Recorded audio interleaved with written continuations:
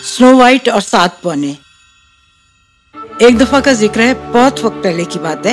एक बादशाह और मलिका दूर एक जमीन पर हुक्मरानी करते थे।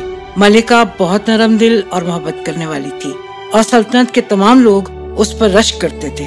मलिका की जिंदगी की वाहिद उदासी ये थी कि उसे बच्चे की सख्त ख्वाहिश थी, जबकि उसका कोई बच्चा न था।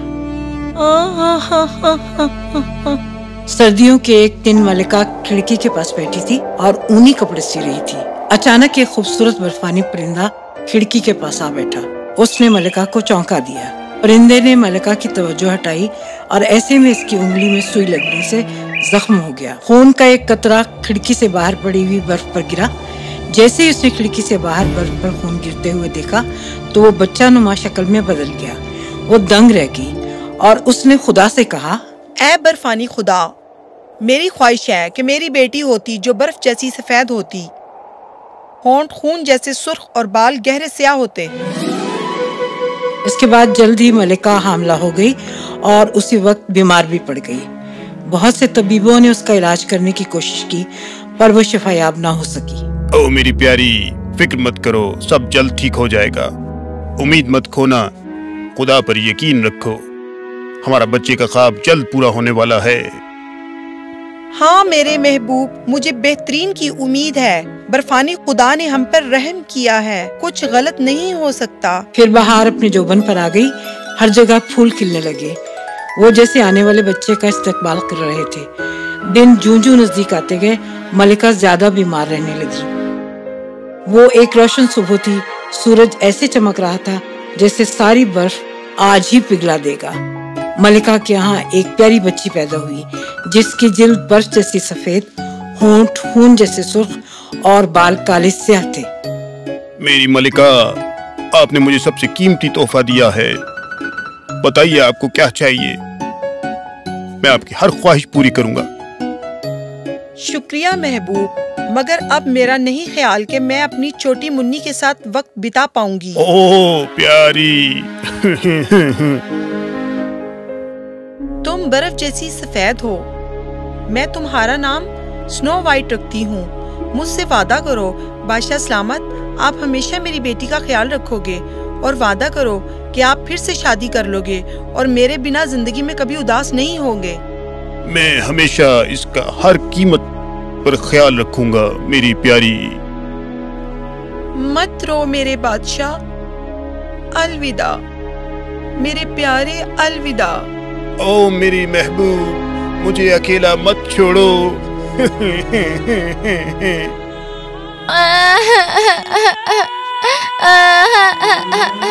कुछ साल तक बादशाह अपनी मलिका की बेवक्त मौत पर बहुत उदास रहा। उसने खुद से स्नो वाइट की देखभाल की, पर ज्यादा वक्त वो सल्तनत के उमूर संभालने में मसरूफ रहता था। उसे एहसास हुआ कि उसकी बेटी को एक प्यार करने वाली माँ चाहिए जो उसकी परवरिश कर सके। सो उसने फिर से शादी करने का फैसला कर लिया। नई मलिका बहुत हसीन थी, लेकिन इससे ज्यादा वो जिद्दी थी और एक जालिम औरत थी। इसने काला जादू पड़ा हुआ था जिससे वो बादशाह को काबू करके रखती थी।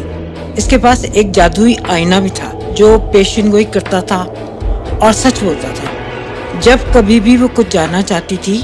मेरे प्यारे आईने, ओ दीवार पे लगे आईने, दुनिया में सबसे गोरा कौन है? ओ मेरी मलिका, आप सबसे गोरी हैं। ओ सच्ची, बहुत शुक्रिया, तुम बहुत कमाल हो। वक्त गुजरने के साथ साथ स्नो वाइट पहले से भी ज्यादा हसीन और गोरी होती गई। वो तमाम सल्तनतों की सबसे खूबसूरत लड़की थी। सौतेली माँ उसके हुस्न से हसद करने लगी। ए आईने, ए दीवार पर लगे आईने, दुनिया में सबसे गोरा कौन है? ओ मेरी मलिका, आप गोरी और खूबसूरत हैं, ये सच है, लेकिन स्नो वाइट आपसे भी ज्यादा गोरी है। हो, तुमने इस तरह बात करने की जरूरत कैसे की? तुम बेहुदा हो। माजरत, मैं सिर्फ सच बोल सकता हूँ मेरी खातून। मलिका तैश में आ गई और उसने अपने शिकारी आदमी को बुलाया।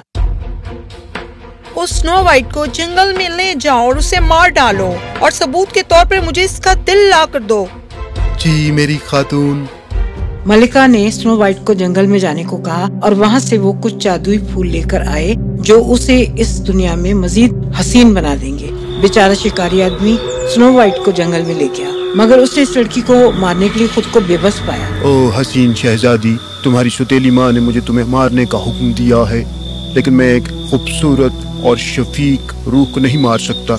यहाँ से जितना दूर हो सकता है भाग जाओ और महल कभी वापस न लौटना। ऐ रहमदिल इंसान, अगर तुम मुझे नहीं मारते तो मेरी माँ तुम्हें सजा देगी। मैं उसे किसी तरह बरत लूंगा, पर अब तुम जाओ। स्नो वाइट जितना तेज भाग सकती थी वो भागी। शिकारी आदमी ने एक जंगली खंजीर का शिकार किया और उसका दिल मलिका को पेश कर दिया। हा हा हा हा हा हा हा हा हा हा हा। अब मैं सबसे ज्यादा गोरी हूँ। स्नो वाइट बड़े काले जंगल में तन्हा थी और उसे नहीं मालूम था कि वो क्या करे और कहाँ जाए। सब दरख्त ऐसा लग रहा था कि आपस में सरगोशी कर रहे हैं। स्नो वाइट डरने लगी और डरते हुए भागने लगी। उन नुकीले पत्थरों और कांटों पर दौड़ती और जो ही शाम ढलने लगी, अचानक उसने एक छोटा सा अजीब घर देखा और वो परिंद उसके अंदर चली गई पनाह लेने के लिए। घर के अंदर हर चीज छोटी मगर साफ सुथरी थी। वहाँ एक छोटा मेज था जिस पर साफ सफेद कपड़ा 7 थालियां पड़ी हुई थी जिनमें खाना था। दीवार के साथ 7 छोटे बिस्तर लिहाफों से ढके हुए एक तरतीब से लगे हुए थे। स्नो वाइट इतनी भूखी थी कि उसने हर थाली में से कुछ सब्जियां और थोड़ी रोटी खाई और हर छोटे प्याले में से उसने थोड़ा सा दूध पिया। वो जंगल में फिर के इतनी थक चुकी थी सो वो एक छोटे से बिस्तर पर लेटकर सो गई और गहरी नींद में चली गई। अंधेरा होने के बाद घर के मालिक 7 पौने घर वापस लौटे। वो पहाड़ों में सोने की कानकनी करते थे। जो ही वो घर लौटे उन्होंने देखा कि वहाँ कोई आया हुआ था। ओ, मेरी कुर्सी पे कौन बैठता रहा है? मेरी थाली में से कौन खाता रहा है? ये मेरी रोटी कौन खाता रहा है? ये मेरी सब्जी कौन खाता रहा है? ये मेरा कांटा किसने इस्तेमाल किया है? मेरे प्याले में से कौन पीता रहा है? मगर 7वें वाले ने अपने बिस्तर पर एक खूबरू लड़की को सोता हुआ पाया। कोई मेरे बिस्तर पे सोता रहा है। 7 पौने बिस्तर की तरफ भागते हुए आए। ओ खुदा, ये लड़की कितनी खूबसूरत है। इसे सोने दो, शोर मत करो। 7 पौने बिस्तर की तरफ भागते हुए आए। वो सब उसके बिस्तर के गिर्द गहरी नींद सो गए। अगली सुबह स्नो वाइट जागी और जब उसने 7 पौने देखे वो डर गई। उसकी चीखों पुकार सुनकर बौने जाग गए।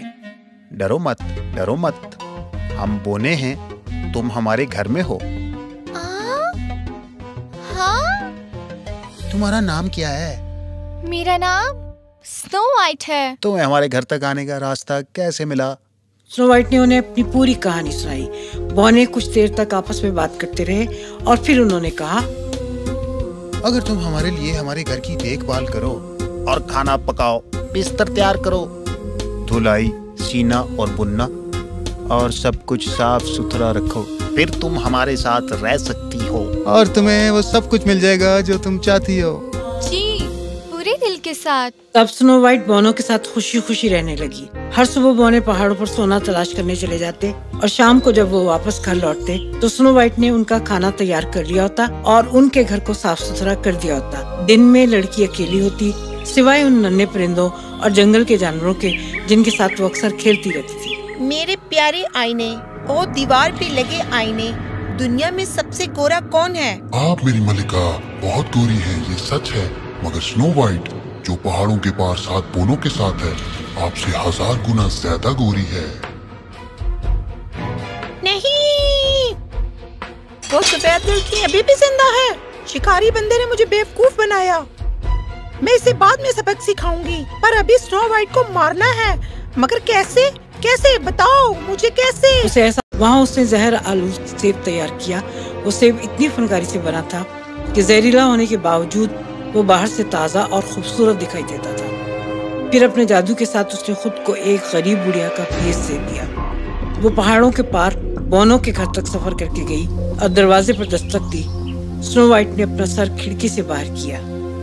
आप कौन है बड़ी बी? मैं आपके लिए क्या कर सकती हूँ? दरवाजा खोलो खूबसूरत लड़की, मैं बहुत गरीब हूँ। मैं तुम्हें कुछ सेब देना चाहती हूँ। मुझे मेरे मरते हुए खाविंद के लिए कुछ रोटी दे दो। मैं किसी को अंदर आने नहीं दे सकती। 7 बोनों ने मुझे मना किया है।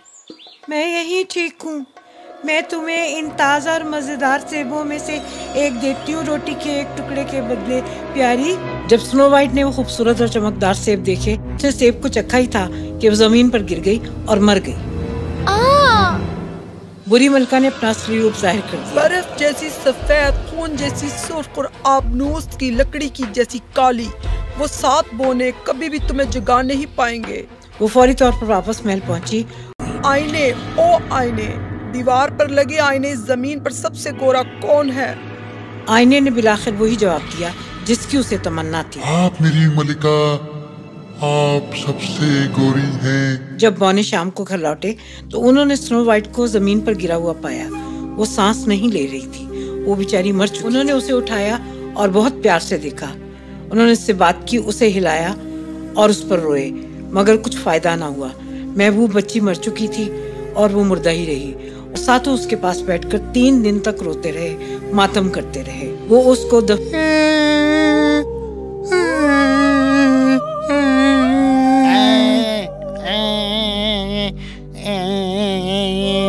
दफन करने ही लगे थे कि वो एक जिंदा इंसान की तरह ताज़ा दिखाई देने लगी, अपने खूबसूरत लाल गालों के साथ। हम इसे काली जमीन में नहीं दफन कर सकते, इसे सफेद उजला रहना होगा, बेदाग जैसे ये है।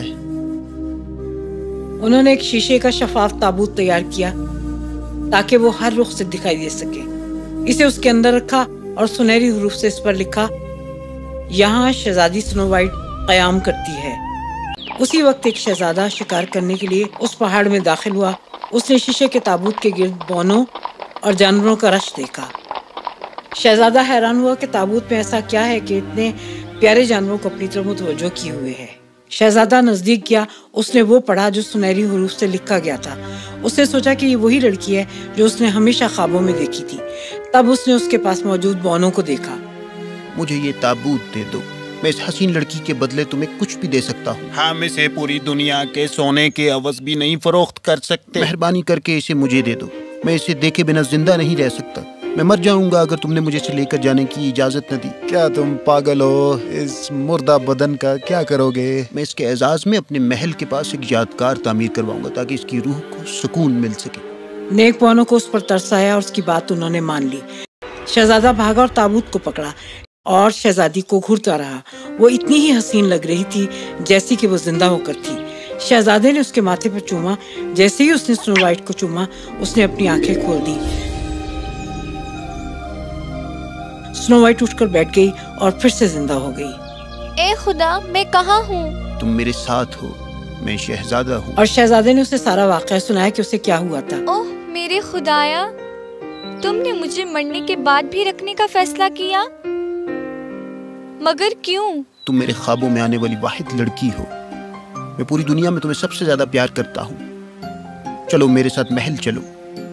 क्या तुम मुझसे शादी करोगी और मेरी मलिका बनोगी? जी हाँ मेरे खूबसूरत शहजादे, मगर मैं अपने वालिद को पहले देखना चाहती हूँ। मैं चाहती हूँ कि हमारी शादी में उनकी दुआ शामिल हो। मगर मैंने सुना है कि तुम्हारे अब्बू कहीं गुम हो गए और वो बहुत अरसे से वापस सल्तनत नहीं आए। ये मेरी सुतेली माँ की चाल होगी। मेहरबानी करके कुछ करो ताकि हम उन्हें ढूंढ सकें। ठीक है, हम महल चलते हैं और उन्हें ढूंढते हैं। शहजादे ने उसके खोए हुए वालिद की तलाश करने का फैसला किया। उसने उस बुरी मलिका के खिलाफ शहजादी की सल्तनत फतह कर ली। महल में उन्होंने मलिका का खुफिया कमरा दरियाफ्त किया और वहाँ स्नो वाइट के वालिद को खुफिया कैद में पाया। फिर उन्होंने उसे आज़ाद किया। दूसरी तरफ जब मलिका ने बादशाह को कैद से आज़ाद देखा तो बादशाह और दूसरों के गजब से बचकर वो सल्तनत छोड़कर भाग गई और फिर कभी दोबारा न देखी गई। बादशाह ने अपने महल के दरबार में बेटी की शादी का ऐलान किया। स्नो वाइट की शादी बहुत शान और धूमधाम से हुई। इसके बाद सब हमेशा खुशी खुशी रहने लगे।